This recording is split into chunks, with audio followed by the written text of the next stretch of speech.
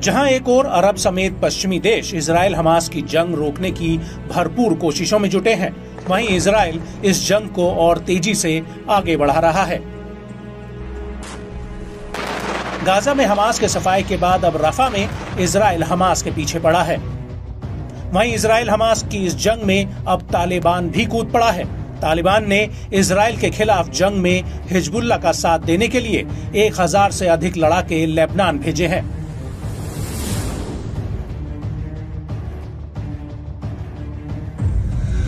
तालिबानी लड़ाके लेबनान की ओर जाते दिख रहे हैं।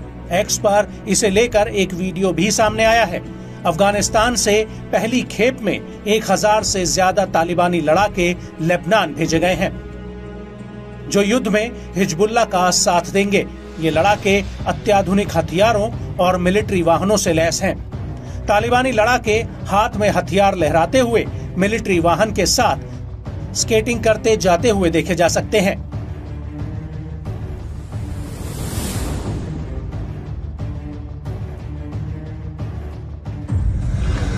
इजराइल हमास युद्ध में तालिबान की सीधी एंट्री ने मध्य पूर्व एशिया में जंग का दायरा और बढ़ाने का खतरा बढ़ा दिया है। तालिबान का कहना है कि उसके पास अरबों रुपयों के अमेरिकी हथियार हैं, जिसे जो बाइडेन अफगानिस्तान में छोड़ गए हैं।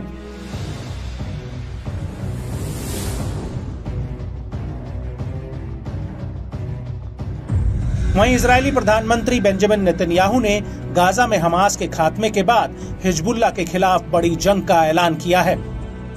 नेतन्याहू ने कहा था कि गाजा में हमास के खिलाफ जंग लगभग खात्मे की ओर है। उन्होंने कहा कि हमास के खिलाफ गाजा में जंग अभी भी जारी रहेगी, मगर बड़ी संख्या में हमास के लड़ाकों के मारे जाने के बाद अब अधिक इजरायली सैनिकों की गाजा में जरूरत नहीं रह गई है।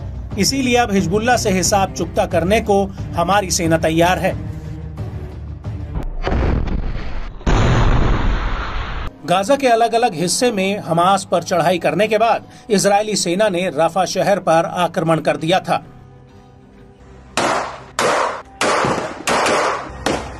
रफा गाजा के भीतर इकलौता ऐसा शहर था जहां पर 10 लाख से ज्यादा लोगों ने शरण ले रखी थी। और रफा पर हमला करने को लेकर अमेरिकी राष्ट्रपति जो बाइडेन ने पीएम नेतन्याहू को चेतावनी दी थी कि रफा पर हमला करना इजराइल के लिए बहुत महंगा पड़ सकता है। लेकिन नेतन्याहू ने बाइडेन की एक नहीं सुनी और रफा पर हमला कर दिया।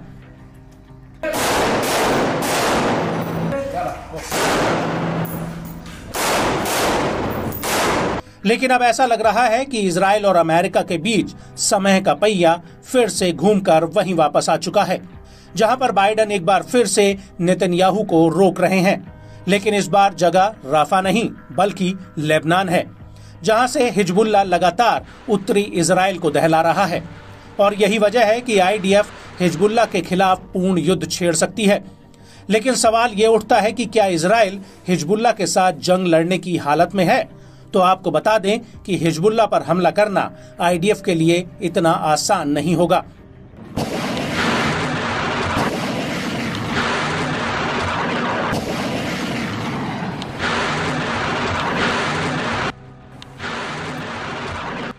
और ये बात हम नहीं कह रहे, बल्कि खुद अमेरिका ने इजराइल को चेतावनी देते हुए कहा है कि वो हिजबुल्ला के खिलाफ जंग से दूर ही रहे।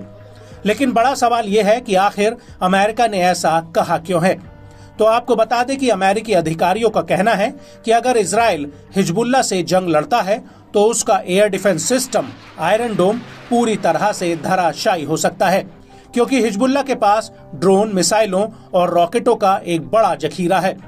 अमेरिकी अधिकारियों का कहना है कि मौजूदा समय में हिजबुल्ला एक ही दिन में 3000 मिसाइलें इजराइल पर दाग सकता है।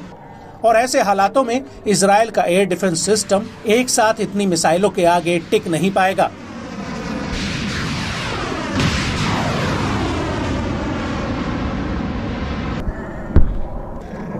मीडिया रिपोर्ट्स के मुताबिक हिजबुल्ला के पास 1,20,000 से लेकर 2 लाख तक मिसाइलें हैं। वहीं हिजबुल्ला के प्रमुख हसन नसरल्लाह का कहना है कि उनके पास 1 लाख से ज्यादा शस्त्र लड़ाके हैं, जिनके पास सीरिया में लड़ने का एक लंबा अनुभव है। इसके अलावा हिजबुल्ला के पास हजारों लंबी और छोटी दूरी की अनगाइडेड मिसाइलें हैं। हिजबुल्लाह के जखीरे में कई गाइडेड बैलिस्टिक मिसाइलें भी हैं, जिन्हें वो जमीन के भीतर और मोबाइल लॉन्चर से फायर कर सकता है।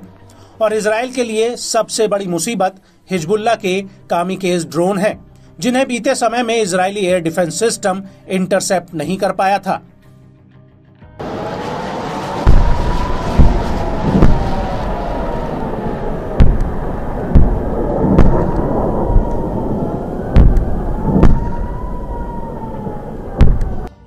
इसके अलावा रिचमंड यूनिवर्सिटी के इंस्टीट्यूट फॉर काउंटर टेररिज्म की 3 साल तक चली एक रिसर्च में हिजबुल्लाह को लेकर कई बड़े खुलासे हुए हैं। और इसी संस्था की रिसर्च में पता चला है कि हिजबुल्लाह एक दिन के भीतर 3000 मिसाइलें फायर कर सकता है, और ऐसा वो करीब 4 हफ्तों तक कर सकता है, जिसका सबसे बड़ा टारगेट इजराइल के एयर डिफेंस सिस्टम को धराशायी करना है। अमेरिका के think tank centre for strategic and international studies का कहना है कि हिजबुल्लाह की रॉकेट और मिसाइल क्षमताओं का पता लगाकर उन्हें नष्ट करना एक बहुत बड़ा टोही अटैक मिशन होगा। इसके अलावा अमेरिकी थिंक टैंक की रिसर्च में ये भी पता चला है कि हिजबुल्लाह इजराइल की घनी आबादी वाले इलाकों पर हमला कर सकता है, क्योंकि उसके पास कई लंबी और कम दूरी पर हमला करने वाली मिसाइलें हैं।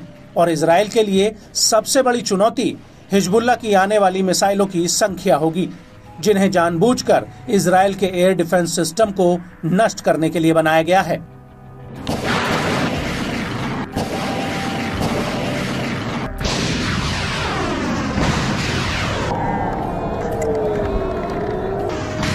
रफा में इजरायली सेना के लिए हमला करना इतना भारी पड़ेगा, इसका अंदाजा खुद पीएम बेंजामिन नेतन्याहू को नहीं था। रफा आईडीएफ के लिए एक मौत का जाल बन गया है, जिसमें इजरायली सैनिक काल के मुंह में समा रहे हैं, और वहीं हमास के लड़ाके उनकी मौत बनकर परछाई की तरह उनके पीछे पीछे घूम रहे हैं। रफा में जैसे जैसे दिन बीत रहे हैं, वैसे वैसे इजरायली सेना हांफने लगी है, और आईडीएफ की कमर तोड़ने के लिए गाजा के तमाम प्रतिरोधी संगठन एक साथ लामबंद हो चुके हैं, और वो बेहद ही चतुराई से आईडीएफ को घेर कर हमले कर रहे हैं। और अब इसी कड़ी में आईडीएफ पर एक बहुत बड़ा हमला हुआ है। दरअसल रफा के भीतर अल-कासिम ब्रिगेड ने आईडीएफ के ऊपर एक एंटी टैंक गाइडेड मिसाइल से पहली बार हमला किया, जिसका अब वीडियो भी सामने आ चुका है। इस वीडियो में साफ दिख रहा है कि पहले अल-कासिम के लड़ाके इजरायली सैनिकों के आर्मर्ड पर्सनल कैरियर यानी एपीसी वाहन की निगरानी करते हैं, और फिर उसके ऊपर एंटी टैंक मिसाइल से हमला कर देते हैं। आपको बता दें कि आईडीएफ का ये सैन्य वाहन मिस्र और फिलिस्तीनी बॉर्डर के पास तैनात था, जहां पर अल-कासिम ने उसके ऊपर रेड एरो नाम के चाइनीज HJ-8 ATGM से हमला किया है। आम भाषा में इसे रेड एरो गाइडेड मिसाइल के नाम से जाना जाता है। हमास के वीडियो में साफ दिख रहा है कि कैसे अल-कासिम का एक लड़ाका पहले लगातार आईडीएफ की निगरानी कर रहा है, और उसके बाद जैसे ही आईडीएफ का सैन्य वाहन उसके टारगेट पर आता है, वैसे ही वो उसके ऊपर red arrow anti tank guided missile fire कर देता है, जिसमें जोरदार धमाका होता है और वहां मौजूद इजरायली सैनिक भाग खड़े होते हैं। और इसी दौरान अल-कासिम के लड़ाके एक बार में कई मिसाइलें एक साथ धड़ाधड़ फायर करने लगते हैं। इसके बाद वहां आईडीएफ का हेलीकॉप्टर मंडराने लगता है, जिसकी आवाज साफ सुनी जा सकती है। इसके बाद रेस्क्यू टीम वहां पहुंचती है, जिसके ऊपर अल-कासिम के लड़ाके रजूम रॉकेट से हमला कर देते हैं। वहीं दूसरी तरफ अल-कुद्स ब्रिगेड ने भी इजरायली सेना के ऊपर रफा के अल-शबोरा इलाके में एक बहुत बड़ा हमला किया है। यहां पर अल-कुद्स ने आईडीएफ के 2 मरकावा टैंकों पर हमला किया है। अल-कुद्स ब्रिगेड ने इसका एक वीडियो भी जारी किया है, जिसमें साफ दिख रहा है कि अल-कुद्स का लड़ाका सामने से जा रहे आईडीएफ के मरकावा टैंक पर एकाएक आरपीजी रॉकेट फायर कर देता है, जिससे टैंक में जबरदस्त धमाका होता है। इसके बाद हमास के 2 लड़ाके आईडीएफ के जब्त किए गए हथियारों को एक वीडियो में दिखा रहे हैं। वीडियो में आईडीएफ के कई राउंड्स कारतूस नजर आ रहे हैं, और इसी वीडियो में आगे आसमान में आईडीएफ का एक हेलीकॉप्टर उड़ता हुआ नजर आ रहा है, जिसके ऊपर भी अल-कुद्स का एक लड़ाका रॉकेट फायर कर देता है।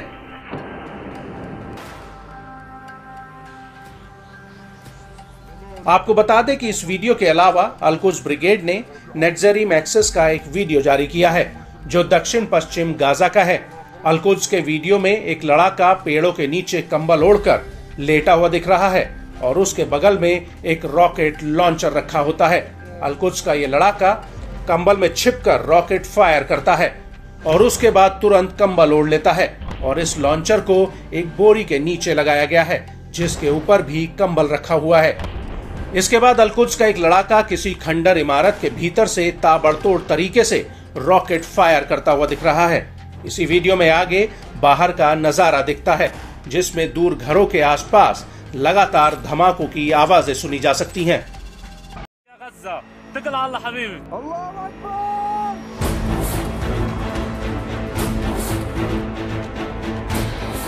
मिडिल ईस्ट में इजराइल के खिलाफ हमास और हिजबुल्ला और यमन के हूती को खड़ा करने के पीछे ईरान का हाथ है। ये बात किसी से छुपी नहीं है। यहाँ तक कि 7 अक्टूबर 2023 को इजराइल पर हुए हमले के पीछे भी मास्टरमाइंड ईरान ही था। कई खुफिया रिपोर्ट्स में ये बात साफ हो चुकी है कि हमास के लड़ाकों को 7 अक्टूबर का हमला करने के लिए ट्रेनिंग और हथियारों की सप्लाई ईरान से ही हुई थी। यहाँ तक कि इजराइल हमले की पूरी पटकथा ईरान ने ही लिखी थी और अब जब इजराइल कह रहा है कि वो हिजबुल्ला को सबक सिखाने के लिए आर पार की लड़ाई के लिए तैयार है, तो ईरान के कार्यकारी विदेश मंत्री अली बागेरी कानी ने ये तक कह दिया है कि अगर इजराइल ने लेबनान पर आक्रमण किया तो उसके लिए वो नर्क साबित होगा। यहाँ तक कि अमेरिका ने भी ये बात मानी है कि इजराइल और हमास के युद्ध में ईरान सीधे तौर पर कूद पड़ेगा और इसी कड़ी में अब एक बहुत बड़ा खुलासा हुआ है। दरअसल यूरो न्यूज ने अपनी एक रिपोर्ट में बताया कि ईरान समर्थित हजारों लड़ाके हिजबुल्ला में भर्ती होने के लिए तैयार हैं, क्योंकि इससे पहले पीएम नेतन्याहू ने ऐलान कर दिया था कि वो हिजबुल्ला को बख्शेंगे नहीं और इसी के तुरंत बाद ईरान के कई लड़ाकों ने हिजबुल्ला में भर्ती होने की इच्छा जाहिर की है। हालांकि कई मीडिया रिपोर्ट्स में इस बात की पुष्टि हो चुकी है कि हिजबुल्ला के पास मौजूदा समय में 1 लाख से ज्यादा सशस्त्र लड़ाके हैं जिनके पास सीरिया में युद्ध लड़ने का लंबा अनुभव है।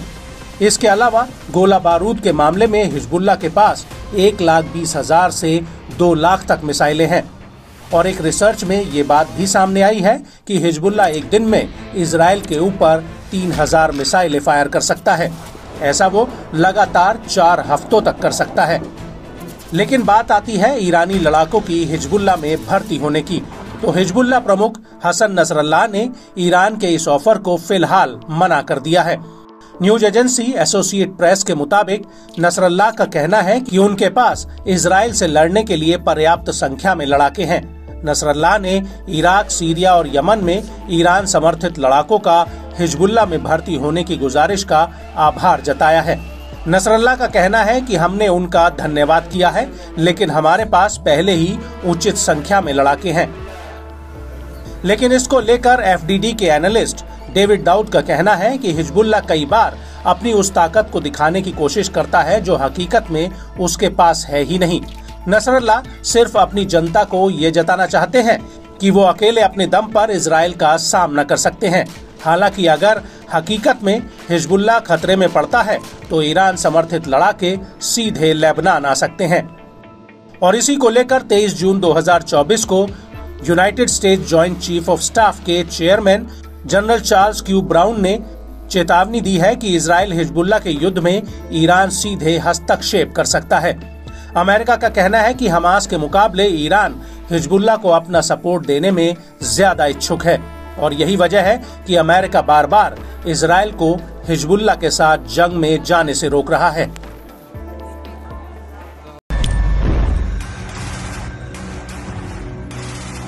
जहां एक और अरब समेत पश्चिमी देश इजराइल हमास की जंग रोकने की भरपूर कोशिशों में जुटे हैं, वहीं इजराइल इस जंग को और तेजी से आगे बढ़ा रहा है।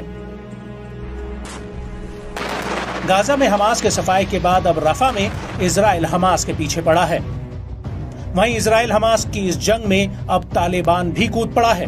तालिबान ने इजराइल के खिलाफ जंग में हिजबुल्ला का साथ देने के लिए 1000 से अधिक लड़ाके लेबनान भेजे हैं।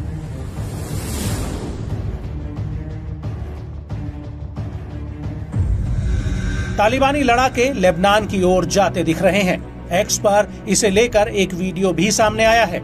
अफगानिस्तान से पहली खेप में 1000 से ज्यादा तालिबानी लड़ाके लेबनान भेजे गए हैं, जो युद्ध में हिजबुल्लाह का साथ देंगे।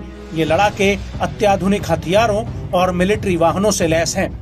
तालिबानी लड़ाके हाथ में हथियार लहराते हुए मिलिट्री वाहन के साथ स्केटिंग करते जाते हुए देखे जा सकते हैं।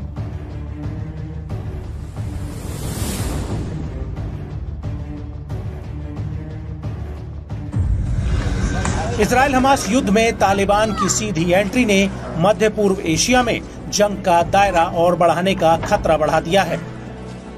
तालिबान का कहना है कि उसके पास अरबों रुपयों के अमेरिकी हथियार हैं, जिसे जो बाइडेन अफगानिस्तान में छोड़ गए हैं।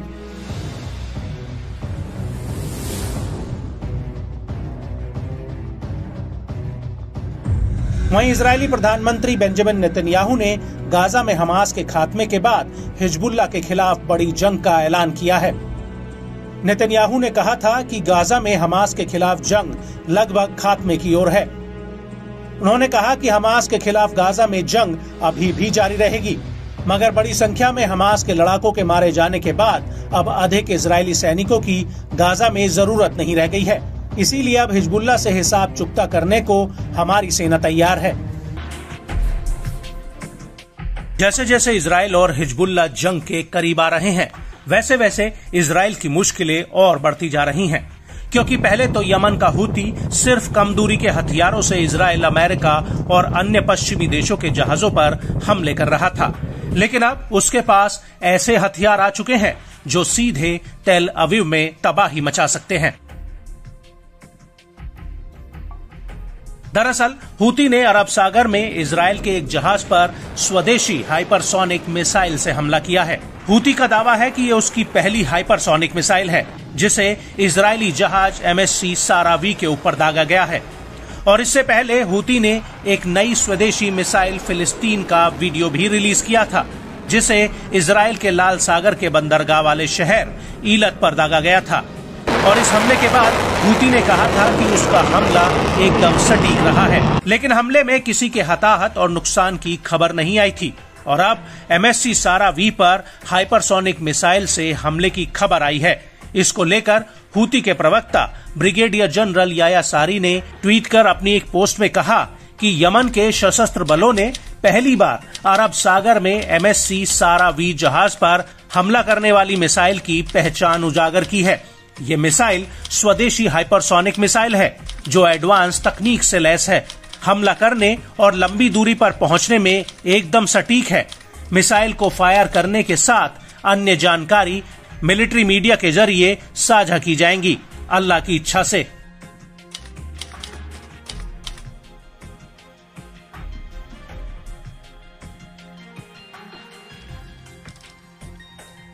लेकिन अब हूती की इस नई मिसाइल से मिडिल ईस्ट में एक बड़ी तबाही आ सकती है। वो इसलिए कि हूती अब लंबी दूरी के टारगेट्स पर हमला करने में सक्षम हो गया है। इसका सबूत MSC सारा V जहाज पर हमला है, जो 25 जून 2024 को एडन की खाड़ी से करीब 450 किलोमीटर दूर निश्तून के दक्षिण पश्चिम में था, और तभी हूती ने उसके ऊपर हमला कर दिया। चौंकाने वाली बात यह है कि यह इलाका ओमान के पूर्वी बॉर्डर के पास है, और जब इस जहाज पर हमला हुआ तो ये यमन के सोकोट्रा आइलैंड के पास से अबू धाबी के लिए जा रहा था, और तभी हूती ने इस जहाज पर हमला कर दिया। यहाँ पर गौर करने वाली बात यह है कि हूती का कहना है कि उसका हमला एकदम सटीक रहा है, लेकिन ब्रिटेन की मैरीटाइम ट्रेड ऑर्गेनाइजेशन यानी UKMTO ने अलग ही बयान दिया है। इस एजेंसी का कहना है कि जहाज के मास्टर ने जहाज के बेहद करीब एक धमाके की सूचना हमें दी। इस हमले में चालक दल सुरक्षित है और जहाज अब अगले बंदरगाह के लिए बढ़ चुका है।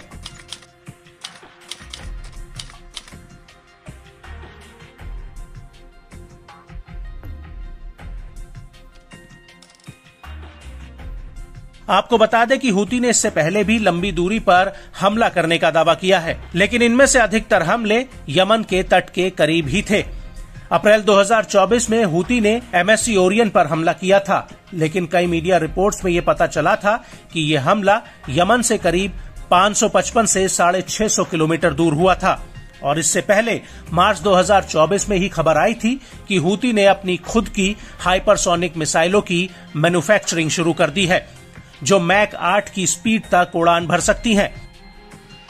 और इन रिपोर्ट्स की वजह से हिंद महासागर में हूती के हमलों का खतरा और ज्यादा बढ़ गया था।